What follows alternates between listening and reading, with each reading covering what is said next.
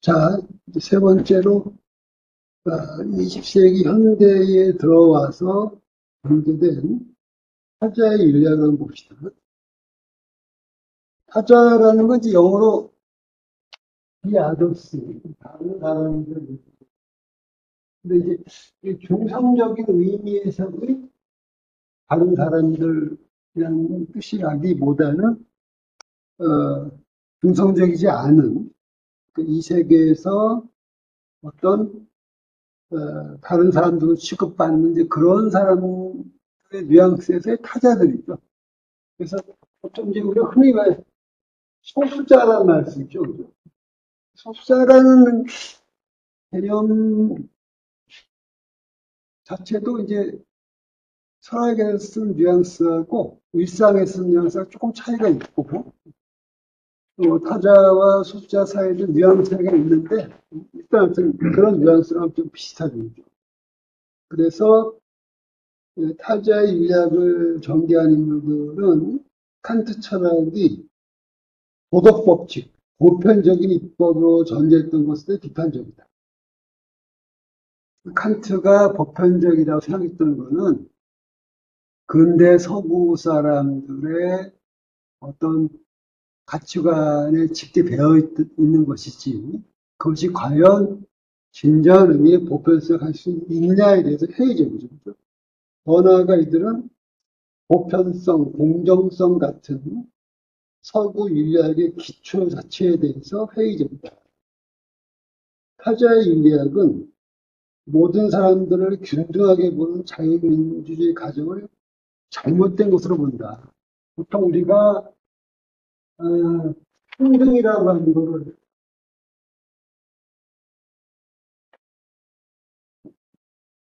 평등이라든가 공정성 같은 가치가 굉장히 중요하다고 보는데 타자의 윤리학의 사람들은 이게 잘못된 거라고 생각해요. 평등이나 공정성. 이 세상 사람들은 결코 평등하지 않기 때문에 더 불리한 사람, 더 가난한 사람, 더 약한 사람들을 오히려 더 우리가 그 사람들을 위해서 모든 정책이 이루어져야 되고 윤리가 돼야 되기 때문에 오히려 평등하지 않아야 한다는 거예요. 이 사람들이. 공정하면 안 돼요. 보통 우리가 왜 공정 얘기할 적에 저울을, 저울에 많이 들잖아요. 저울에 많이 들고. 그래서 이제 똑같이 한다는데 이 사람들이 이게 틀렸다는 거예요. 이 사람도 가난한 사람이면은 이렇게 해야 된다는 거지, 이렇게. 그게 진짜 정의로운 거라는 거죠. 그게. 타자의 윤리는 읽었고, 세계란 동일자와 타자로 나뉘어 있다고 본다. 유럽이 동일자라면 비유럽은 타자. 남자가 동일자라면 여성들은 타자고, 어른이 동일자라면 아이들이 타자고, 그런 거죠. 물론 이제 그런 인법을 뭐 공식처럼 너무 과하게 이렇게 하면 안 되지만, 그렇죠. 그렇다는 얘기죠. 따라서 이들은 동일자와 타자의 관계를 해명하고 균등하지 않은 윤리를 추구하는 거죠. 푸코는 역사, 특히 근대의 역사를 타자들의 역사로서 읽어냈다. 그는 인간적 삶에서의 본질론적인 분절의 의문을 제기하고 그러한 분절에서 배제의 역학을 읽어낸다. 그리고 이 배제 역학을 통해서 지식, 권력, 주체 역할을 설명한다. 그러니까 푸코는 광인들이라든가 그다음에 병자들, 수인들 등등등 그런 어떤 타자들의 역사로서 근대 역사를 읽어냈다. 그리고 정상적인 사람과 비정상적인 사람 같은 그런 식의 어떤 분절, 나누는 거죠. 그 존재론적인 분절의 의문을 제기하고 그와 같은 분절이 사실은 누군가를 배제하려고 하는 익스클루드 하려고 하는 그런 수작에 불과한 거다. 그런 게 이제 배제 역학이라고 표현하죠. 그걸 읽어낸다. 그리고 이 배제 역학을 통해서 지식이라든가 권력이라든가 주체 역사를 해명한다. 보통 지식이라고 하는 건 좋은 뉘앙스로 사용하는데 푸코는 인간이 행하는 많은 그런 우리의 지식이라고 부르는 것들이 사실은 그 지배계급이 피지배계급을 통치하는 어떤 방식으로 개발되는 것들이라고 하는 거죠. 그래서 그 지식의 근저에는 권력이 작동하고 그 권력이 사람들을 어떤 일정한 주체로 이렇게 길러낸다, 만들어낸다.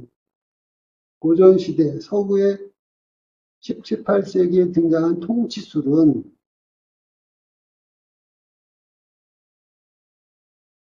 타자들을 싹쓸이 해가지고 그 사회에 뭐 거지, 불황자, 뭐 광인, 자연체제주의자들 등등 같은 모든 그런 데 싹쓸이 해가지고 감금하는 그러니까 개념 논리적으로는 배제고 물리적으로는 감금이죠. 그죠? 논리적으로 배제하는 사람들을 물리적으로 감금하는 거죠. 그죠? 감금하는 대감금의 시대를 본다. 방귀를 비롯한 각종 타자들이 비이성이라는 이유로. 그러니까 사실은 우리가 왜, 뭐, 충청도도 경상도 전라도 다 다르지만 서울의 입장에는 그게 다 지방이죠. 충청도도 지방이고, 뭐, 경상도 지방이고, 저 지방이죠. 그러니까, 동일자 입장에서 보면은 뭐, 가난한 사람이나 뭐, 불황자나 반체가 다 똑같은 거니까. 그런 사람들을 비이성이라는 이유로 함께 감금되고.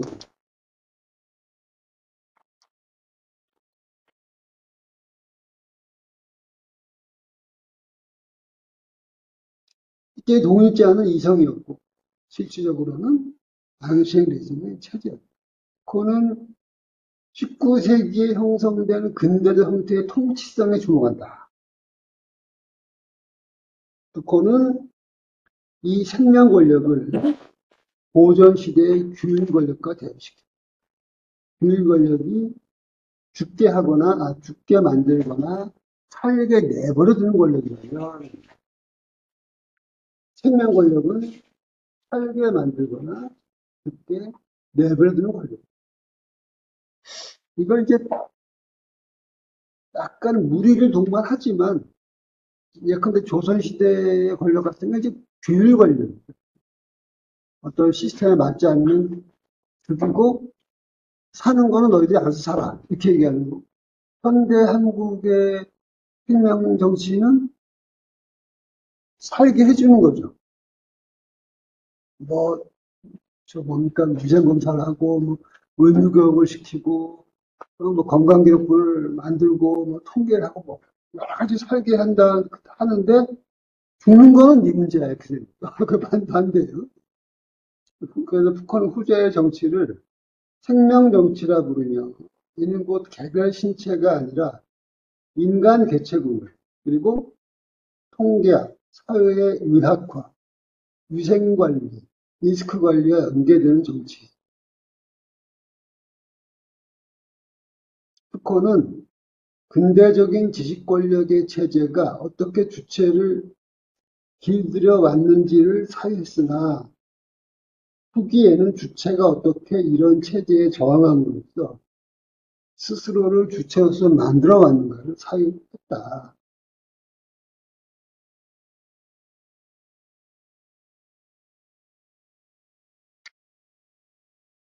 묘하게도 그는 전자연구에서는 근대를 대상으로 삼았고 후자연구에서는 고대를 대상으로 삼았다. 그러니까 푸코는 이런 지식권력 체계가 주체를 어떻게 길들이는가라는 주제에 대해서는 근대 시대를 주로 연구를 해서 얘기를 했는데 묘하게도 주체가 그런 권력 체제에 저항하면서 어떻게 자기를 주체로 만드는가에 관한 연구는 주로 그리스 고대를 연구했어요. 여기도. 그러면 우리가 생각할 수 있는 하나의 가설은, 푸코는 그리스에서는 주체화가 제대로 이루어졌는데, 근대로 오니까 이런 지식 권력이 생겨나가지고 그런 주체화가 안 되고 생각나? 라고 생각할 수도 있지만 그건 아니에요. 그런데 하기도 할 때 그렇게 연구 대상이 바뀝니다. 그래서 푸코의 사유를 오늘날에 계승하는 중요한 방식은 뭐냐면 바로 근대에서의 주체화의 문제를 이제 파헤치는 고대가 아니고 근대에 사람들이 어떻게 지식 권력의 체제와 싸우면서 스스로의 주체성을 만들어가는가의 포인트를 연구가 필요한 거죠. 푸코가 타제의 역사를 사유했다면 레비나스는 타제의 인력을 사유하고 있다. 레비나스는 하이데거의 존재를 극복하는 것, 전체주의를 극복하는 것에 중점을 두었다. 레비나스는 서구의 존재론 전통이 전체주의적 성격을 띠고 있음을 지적하면서 전체주의라는 건 이제 토탈리테리언주의, 스탈린 시대의 소련이라든가 나치즈 같은 전체주의.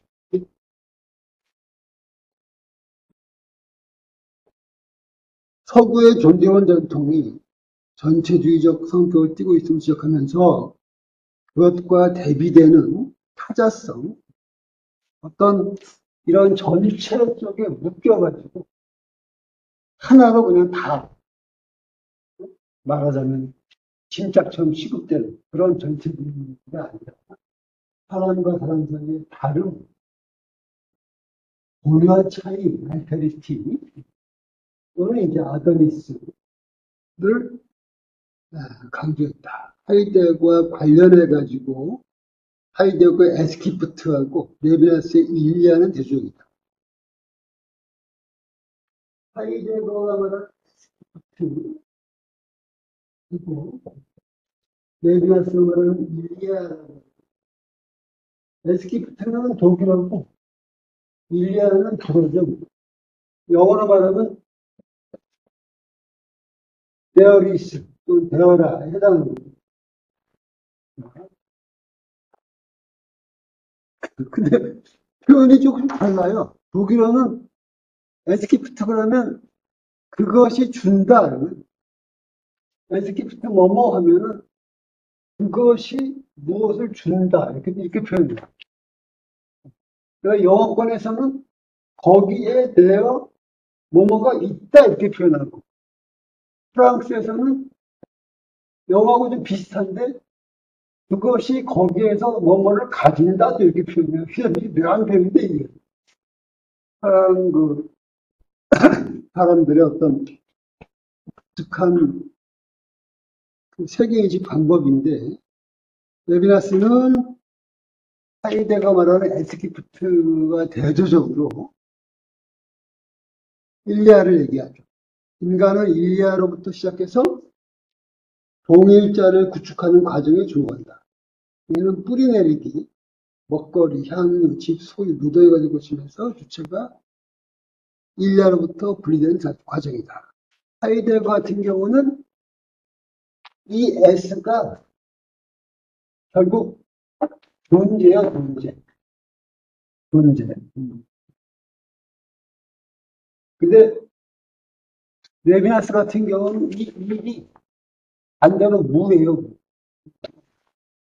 이렇게 대비가 되죠. 근데 타자는 사람만 해당되는 겁니까? 아니면 사물도 포함되는 그건 맥락에 따라서 좁은 의미에서는 주로 사람을 의미하는 건데, 주로. 노동자, 여성, 뭐, 아이들, 뭐, 등등등, 광인 등등인데, 인간을 동물자로 보면 동물들이 타자인 거예요. 그렇게 보시면 돼요. 상대적으로.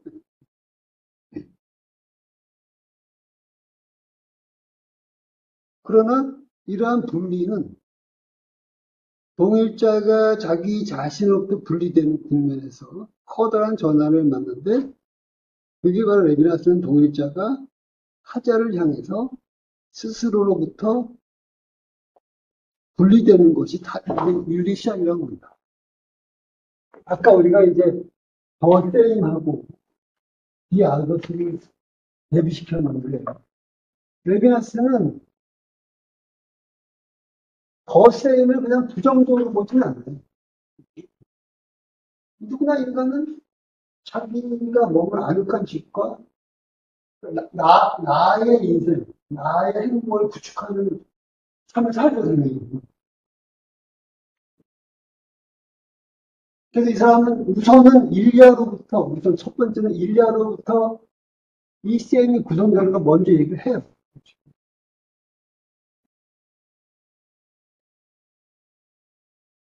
그런데 이제 일리아로부터 더 셈으로 나아갔듯이 여기서 딱 끝나는 게 아니고 더 나아갈 때 그때 윤리가 가능하다.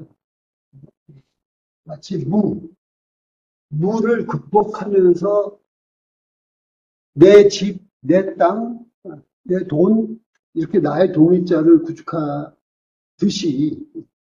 거기서 한 발 더 나가서 다시 나로부터 더 극복해가지고 나아갈 때 윤리가 가능하다.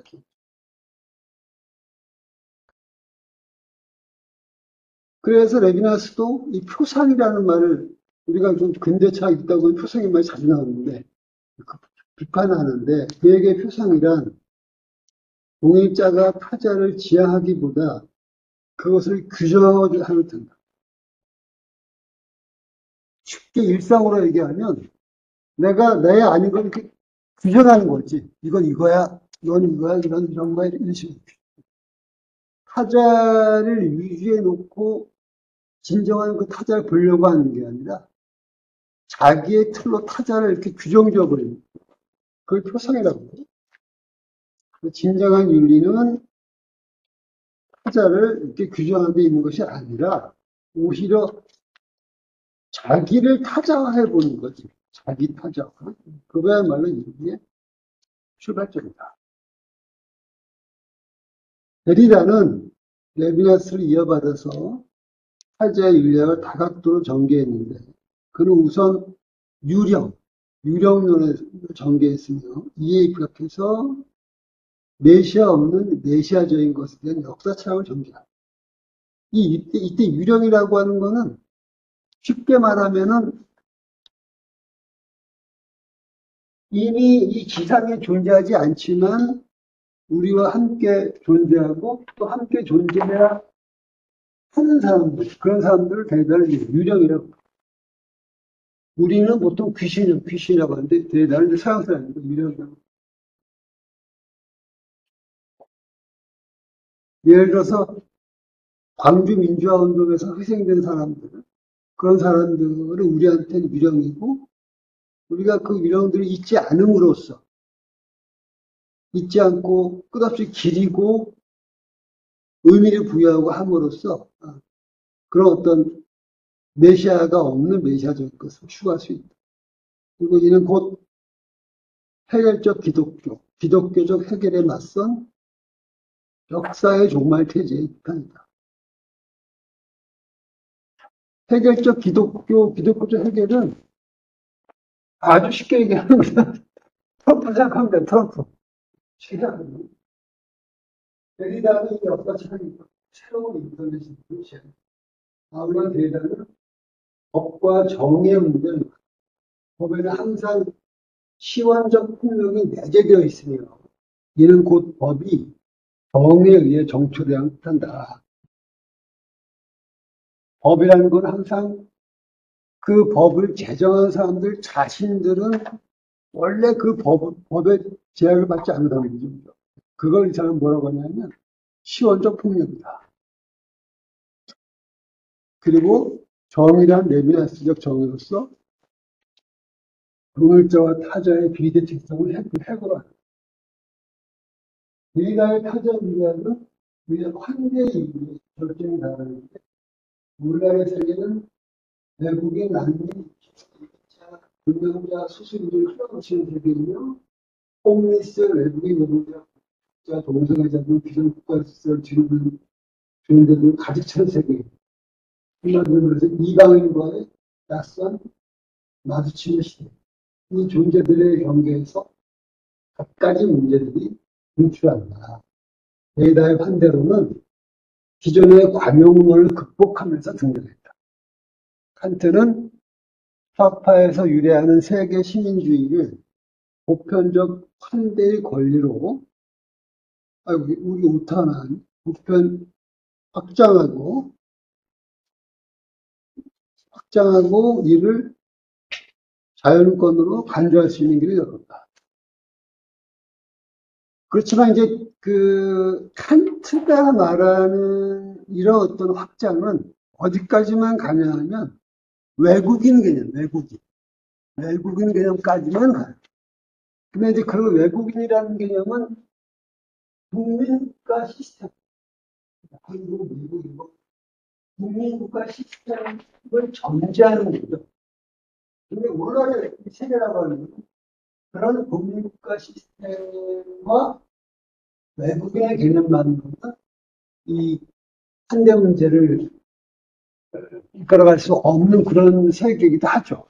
그래서 데리다는 외국인의 한정된 칸트적 환대를 넘어 절대적 환대의 가능성이자 또 불가능성을 타진하면서 환대의 가능성과 불가능성에 대해 사유했다.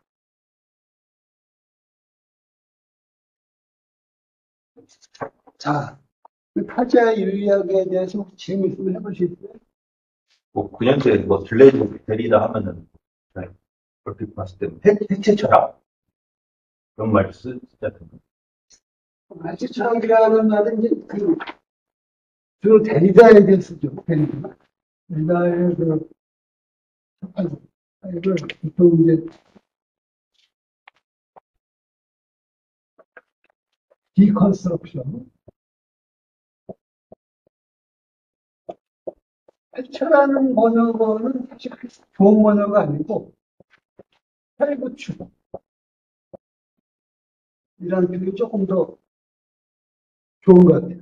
해체하는 그냥 어떤 거를 말 그대로 그냥 해체버리는 느낌이 드는데 그 데리다는 해체하는 게 아니고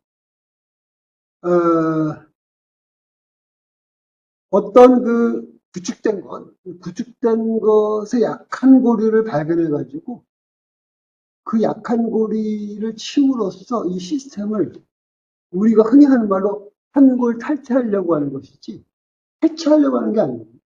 그래서 탈구축이라고 하는 번역이 좀 낫지 않을까 싶고 근데 요거는 데리다 들려지게 갖다는 좀 약간 다른 계통이고 데리다의 철학으로 보통 그 스스로가 이제 많이 얘기하는 거죠.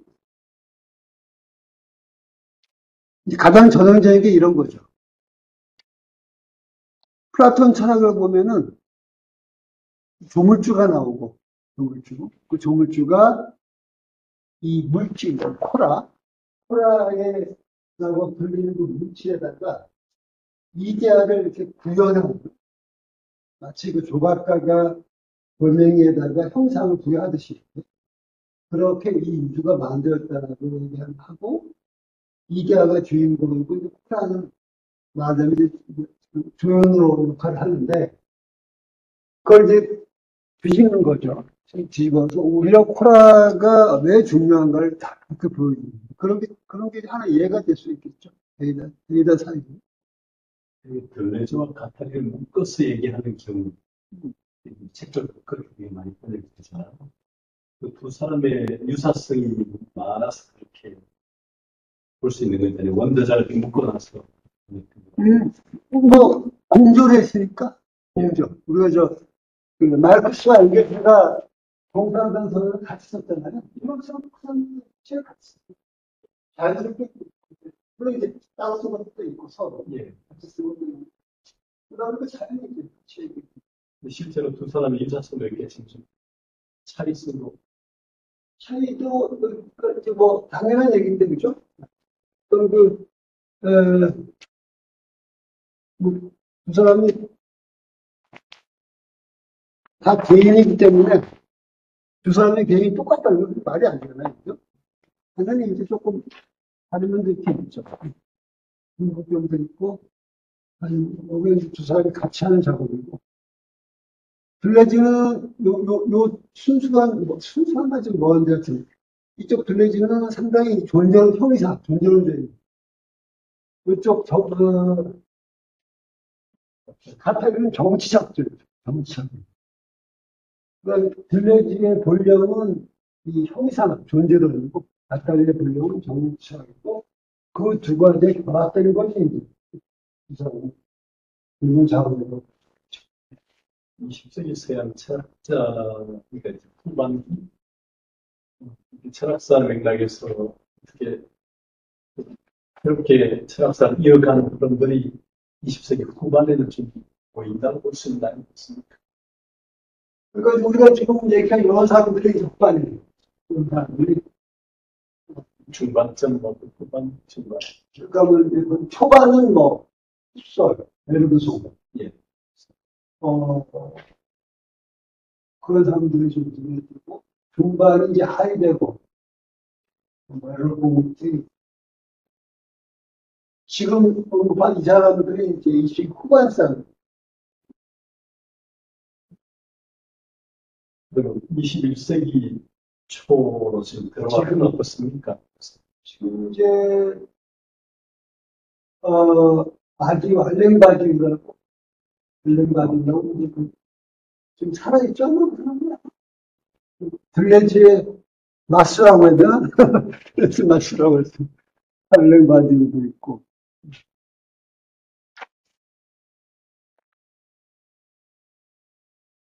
네, 무리노 라투르라는 사람도 있고, 무리노 라투르가 이제 그 사람은 뭐라고 해야 되지? 인류학하고 철학을 겸비한 그런, 물론 대표적인 사람은 이제 브루노 라투르고, 요새 왜 신인물론이나 이런 말 많이 가끔 쓰잖아. 신실제로. 그런 흐름의 원조죠. 그 사람. 제일 원조가 몰랐죠. 바디우가 있고, 라투르가 있고, 또 뭐, 또,